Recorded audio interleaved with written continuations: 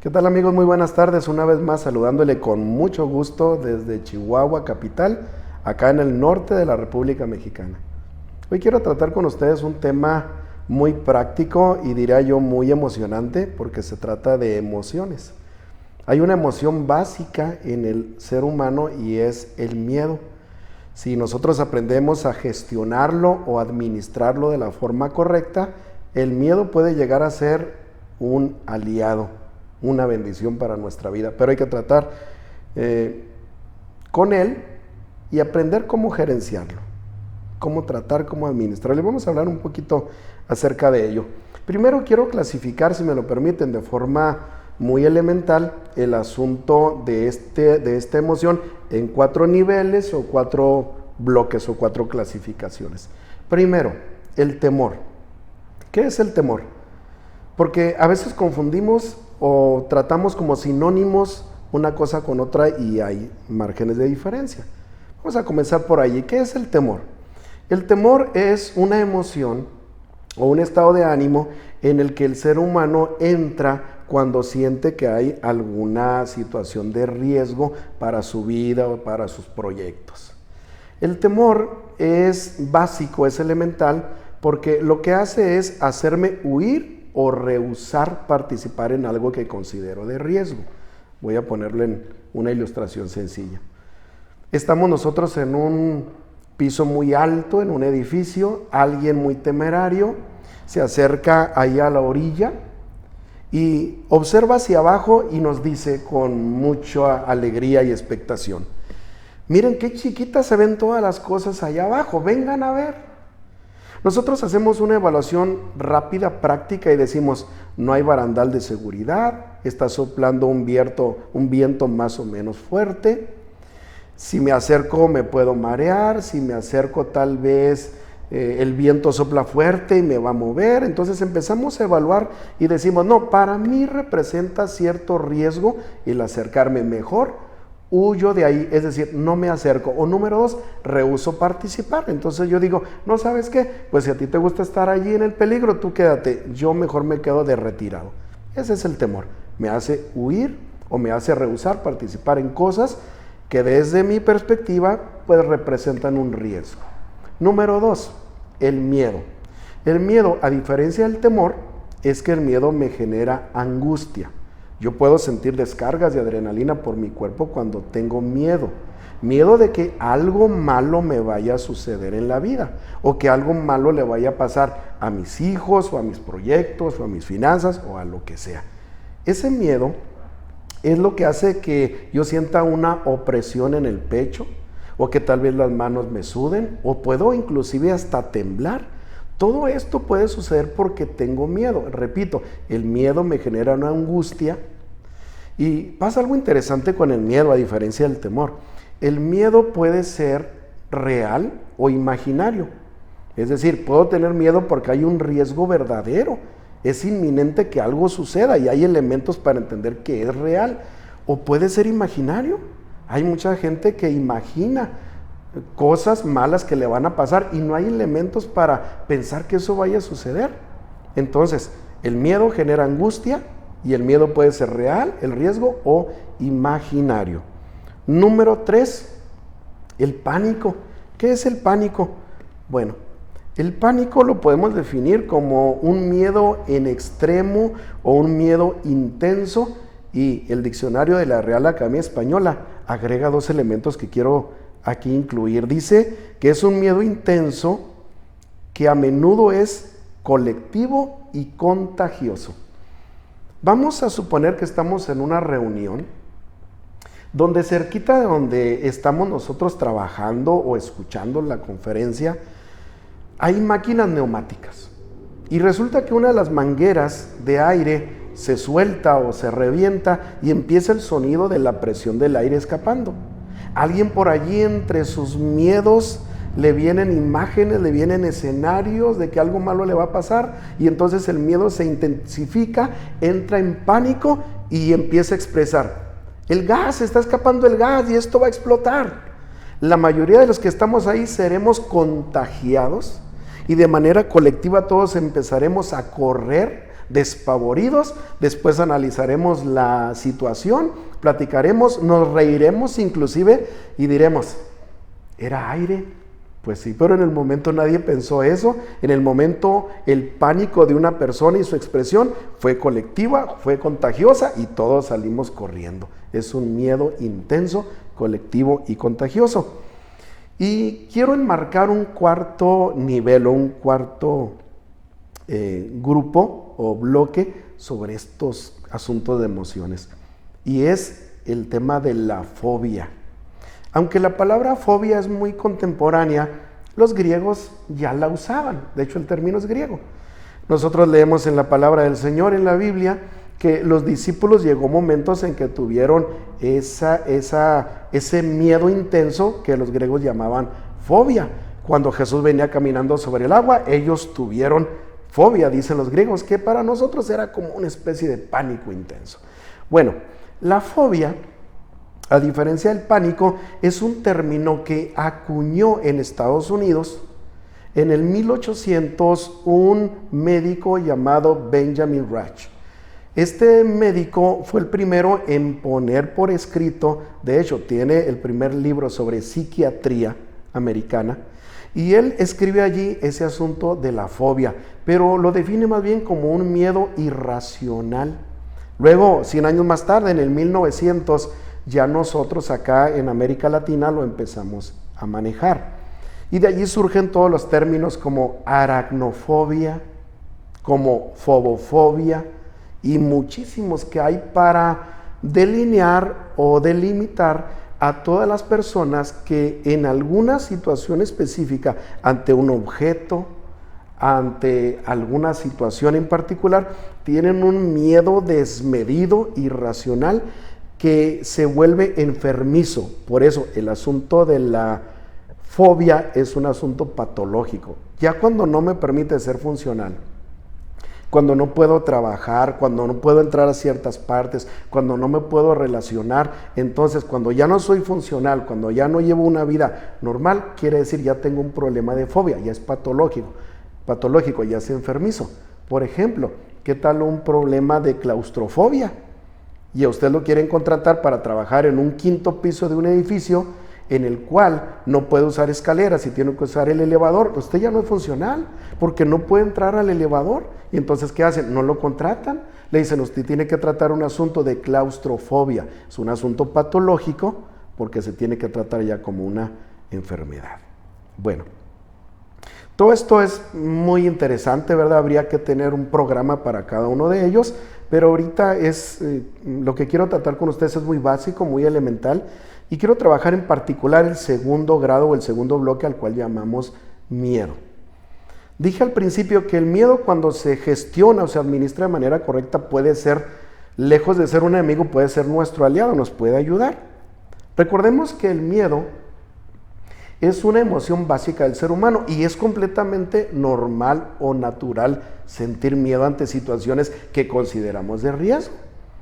Pero tenemos que aprender a trabajarlo, a gestionarlo, a administrarlo.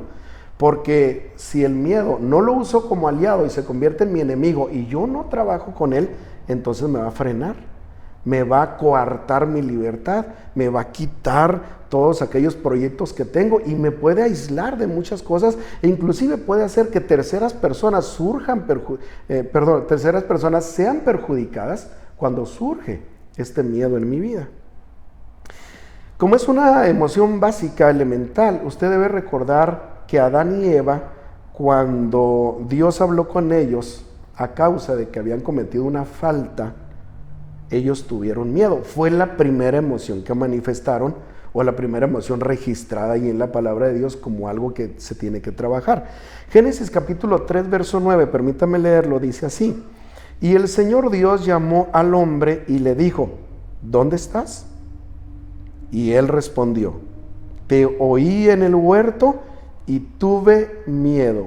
Permítame enfatizarlo. Te oí en el huerto y tuve miedo porque estaba desnudo y me escondí. Adán y Eva tuvieron miedo. Es una emoción básica. ¿A qué tenían miedo? A las consecuencias de haber quebrantado los lineamientos que Dios había establecido. Pero no solo Adán y Eva, también los discípulos tuvieron miedo en muchas ocasiones. Y no solo los discípulos andando con Jesús, mucha gente que anduvo con Jesús, cerca de Él, viendo sus milagros, de hecho siendo tocados por Él, también manifestaron miedo. ¿Por qué? Porque el miedo, dijimos, es una emoción básica, natural, elemental, no tiene problema, de hecho nos puede ayudar bien gestionada, pero cuando nos empieza a dominar o cuando estamos sometidos al miedo, ese es el verdadero problema. Nos haríamos una pregunta entonces. ¿Quiere decir que hay miedos buenos entonces? Porque yo digo que puede ser nuestro aliado, entonces ¿hay miedos buenos y hay miedos malos? No, no hay miedos buenos y miedos malos. El miedo, al igual que el dinero, es un asunto amoral. Esto significa que no tiene moral, que no tiene bueno o malo. Simplemente evidencia lo que hay en el corazón.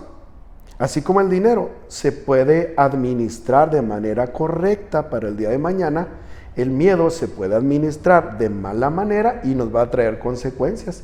Así que el dinero puede ser de consecuencias buenas o de consecuencias malas. De igual manera, tanto el miedo como el dinero pueden tener una consecuencia buena o mala dependiendo de cómo yo lo administro, de cómo yo lo estoy gestionando. ¿Cómo es que el miedo o cuándo el miedo me puede ayudar?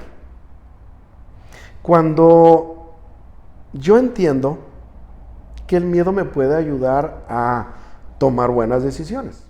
También el miedo me puede ayudar a salir de áreas de riesgo, porque la imprudencia nos ha hecho cometer muchos errores.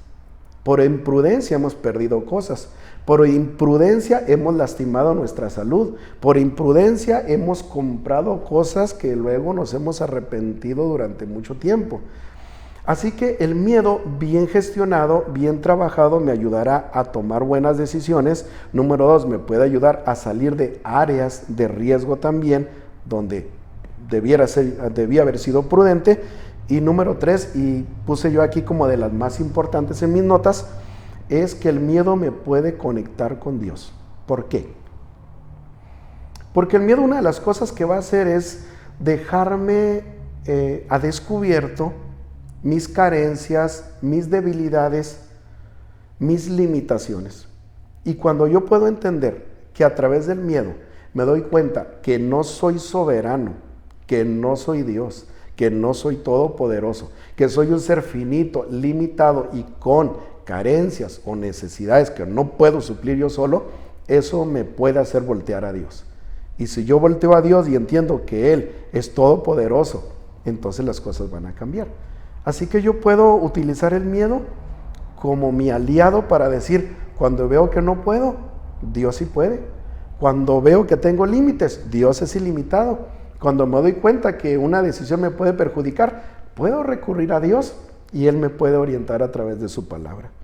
Segunda de Corintios capítulo 12, verso 8, el apóstol Pablo tenía una problemática en su cuerpo que de tiempo en tiempo le daba miedo las consecuencias y que él quisiera que se quitara de allí, y escribe lo siguiente: en 3 ocasiones distintas le supliqué al Señor que me la quitara. Verso 9, cada vez Dios me dijo, mi gracia es todo lo que necesitas, mi poder actúa mejor en la debilidad, así que ahora me alegra jactarme en mis debilidades, para que el poder de Cristo pueda actuar a través de mí. Vea qué bonito. Y el apóstol Pablo dice, yo le he pedido a Dios que quite algo de mi vida, porque eso generaba temor también hacia adelante, pero esto lo podemos aplicar en muchas cosas. Y Dios le dijo, bástate mi gracia, porque mi poder se perfecciona en las debilidades que tienes tú como ser humano. Entonces es una forma de entender que el temor me puede ayudar a depender más de Dios, y si dependo más de Dios, entonces Él y su poder estará a favor de nosotros. Jeremías capítulo 33, verso 3, lo que se ha llamado el teléfono de Dios, dice así: clama a mí y yo te responderé y te enseñaré cosas grandes y difíciles que tú no conoces. Dios está haciendo una invitación. ¿Tienes miedo ante cosas que no puedes controlar? ¿Tienes miedo a tomar malas decisiones? ¿Tienes miedo tal vez porque hay un factor de riesgo o porque estás imaginando algo? Clama a mí, yo te voy a responder y yo te voy a ayudar. Pero el problema, dijimos entonces, no es el miedo. El verdadero problema es que el miedo nos controle, que el miedo sea el que nos someta o nos haga esclavos. Si no controlamos el miedo, nos va a generar problemas en dos áreas elementales. Número uno, el área psicológica. Y nosotros dijimos al principio que el peligro puede ser real o puede ser imaginario. Pienso que algo malo me va a pasar, fabricamos escenarios que tal vez nunca van a suceder en la vida, pero que nos tienen sometidos por miedo.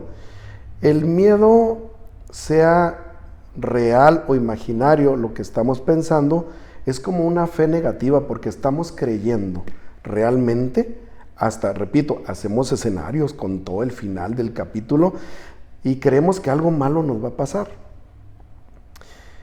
Mateo capítulo 25, verso 24 dice de la siguiente manera: por último se presentó el siervo que tenía una sola bolsa de plata y dijo: amo, yo sabía que usted era un hombre severo, que cosecha lo que no sembró y recoge las cosechas que no cultivó. Tenía miedo, repito, tenía miedo de perder su dinero, así que lo escondí en la tierra. Mire, aquí está su dinero de vuelta. Verso 26, pero el amo le respondió: siervo perverso y perezoso, si sabías que cosechaba lo que no sembré y recogía lo que no cultivé, ¿por qué no depositaste mi dinero en el banco? Al menos hubiera podido obtener algún interés de él. Aquí el Señor Jesús nos da una enseñanza a través de esta parábola muy práctica y vemos que hay un siervo que dijo en su imaginación que tenía miedo de cómo iba a reaccionar el amo. Pero era un asunto de su imaginación, porque el amo le tuvo confianza, le dio dinero, le dio tiempo, estaba a la expectativa de lo que este hombre podía hacer, es decir, le dio toda la confianza, pero él en su imaginación armó todo un escenario y dijo: mejor lo escondo. Usted puede observar a través de esto, uno, que el miedo era imaginario; dos, que el miedo paralizó a la persona, paralizó su desarrollo; y tres, perjudicó a terceras personas que habían depositado confianza en él, y todo era imaginario. Número dos, nos puede perjudicar también en el área relacional o en el área social. ¿Qué le parece a una persona que por miedo al abandono, por miedo al rechazo, por miedo a quedarse sola o solo, empieza a generar escenarios de celos y empieza a exigirle a su cónyuge: ¿dónde andabas? ¿Con quién hablas? ¿Qué haces? ¿Por qué llegas a esta hora? ¿Por qué no me avisaste? Quiere controlar. ¿Por qué quiere controlar? Porque tiene miedo a perder. ¿Y qué sucede? Eso se puede volver patológico, se puede volver enfermizo. De hecho, hay una clasificación para los celos desmedidos, se le llama celotipia. Y es cuando la persona está con unos celos desmedidos que llegan a tener a su pareja en una burbuja y lo están asfixiando. Tenemos que aprender entonces a controlar, a gerenciar, a administrar el asunto del miedo, porque puede generar problemas en las relaciones. ¿Qué pasaría con una madre que tiene miedo que su hijo ande en malas compañías y que pueda caer en drogas, pero no tiene los elementos ni las bases para hacer una acusación de ese tipo con su hijo? Lo va a hostigar, lo va a exasperar, como dice la Biblia, lo va a estar presionando a tal grado que un día el jovencito o el adolescente diga: pues yo me quiero ir de la casa. ¿Por qué? Porque tal vez los padres estuvieron presionando demasiado sobre él por miedo a algo que ni siquiera era real, porque no existían los elementos para creer eso. Entonces, si usted observa, aunque me fui un poquito a los extremos, si usted observa en la vida relacional o en la vida social o familiar, nos puede perjudicar cuando el miedo nos empieza a controlar, sea imaginario o sea real el riesgo. Entonces, dese permiso de tener miedo, porque hay gente que no se da el permiso. Usted le pregunta: oye, ¿tienes miedo? No, yo no tengo miedo. Oye, ¿no te da miedo hacer aquello? No, a mí no me da miedo. Porque la cultura nos ha dicho por demasiado tiempo que el decir que tenemos miedo es sinónimo de debilidad. Y no es eso, no es sinónimo de debilidad. El miedo es una emoción básica que todos tenemos, que todos pasamos y que todos debemos aprender a superar con la ayuda de Dios. Así que de ese permiso de enfrentarlo, de ese permiso de tener miedo, y entienda que Dios está con usted y Él lo va a sacar adelante de muchas situaciones. El no temas de Dios, el no tengas miedo, no quiere decir que no lo tengamos, lo que quiere decir es que lo enfrentemos. Algunos miedos, fíjese bien lo que le voy a compartir, algunos miedos los vamos a enfrentar y los vamos a derrotar para toda la vida, pero otros los vamos a tener que enfrentar toda la vida, una vez tras otra los vamos a tener que vencer. Un ejemplo sencillo, tal vez nosotros antes de saber nadar teníamos miedo ir a una alberca, acercarnos al mar, a un lago, subirnos a una lancha, divertirnos con los demás. Nos era imposible porque teníamos un miedo. ¿A qué? A que no sabemos nadar, y eso nos generaba un miedo. Una vez que aprendimos a nadar, ya no tuvimos ningún problema. Nunca más tenemos miedo a andar en el mar, a andar en una lancha, a andar en una alberca. No tenemos miedo, lo superamos sin problema porque tenemos los recursos para hacerlo. Pero va a haber otros miedos que vamos a tener que pelear con ellos toda la vida. Pero no se preocupe, Dios nos va a dar la victoria con eso. Marcos capítulo 5, verso 33 dice de la siguiente manera: entonces la mujer que fue sanada por Jesús, temiendo y temblando, sabiendo lo que en ella había sido hecho, vino y se postró delante de él y le dijo toda la verdad. Y Jesús le dijo: hija, tu fe te ha hecho salva, ve en paz y queda sana de tu azote. Jesús le habló a la mujer que fue sanada entre una multitud y le dijo: ven. La puso en medio y entonces le dijo: cuéntanos, ¿cómo es que fuiste sanada de tu enfermedad, la cual tenías 12 años padeciendo? La mujer dice que fue temiendo y temblando. ¿Imagina usted? El miedo a hablar delante de la gente, el miedo a que tal vez le quitaran su milagro, el miedo a que fuera regañada. Bueno, había muchos miedos, por eso hasta temblaba. Pero Jesús le dijo: ven, enfréntalo y vas a aprender algo, que el día que lo enfrentes te vas a convertir en una mujer victoriosa, en una mujer guerrera, en una persona que al saber enfrentar sus miedos puede retener los milagros en la vida. Y quiero terminar diciéndole que hay muchos ejemplos en la Biblia de hombres y mujeres que a través de la historia tuvieron miedo, a los cuales el Señor Jesús llegó y les dijo: no tengas miedo. Por ejemplo, a Josué le dijo con claridad en el capítulo 1, no tengas miedo. ¿Qué es el no tengas miedo? Es una cosa sencilla. El miedo está ahí, pero tú tienes que enfrentarlo. Y si lo enfrentas, tú vas a ser un conquistador. Termino con este ejemplo sencillo de Jueces capítulo 6, verso 11. Dice: después el ángel del Señor vino y se sentó debajo del gran árbol de Ofra, que pertenece a Joás, del clan de Abiezer. Gedeón, hijo de Joás, estaba trillando trigo en el fondo de un lagar para esconder el grano de los madianitas, porque tenía miedo. Entonces el ángel del Señor se le apareció y le dijo: guerrero valiente, el Señor está contigo. Gedeón tenía miedo, Dios lo sabe. De hecho, está con el trigo en un lagar. El lagar son para las uvas, pero él lo está haciendo allí porque tiene miedo. Llegó Dios y vea cómo se expresa de él. Le dice: guerrero valiente. En otra versión dice: varón valiente y esforzado. Aquí dice: guerrero valiente, el Señor está contigo. ¿Por qué le dice guerrero valiente si tiene miedo? Porque Dios sabe que cuando alguien con miedo enfrenta la situación porque entiende que Dios está con él, se convierte en un guerrero valiente, en una mujer que sabe también retener su sanidad, y en hombres que se convierten en conquistadores. Más adelante, en otro bloque, especificaremos un poquito más, pero ahorita quería dejar algo elemental. Dios los bendiga, Dios los guarde. No se olviden de estar al pendiente de las transmisiones de los Centros de Fe, Esperanza y Amor en Chihuahua, México.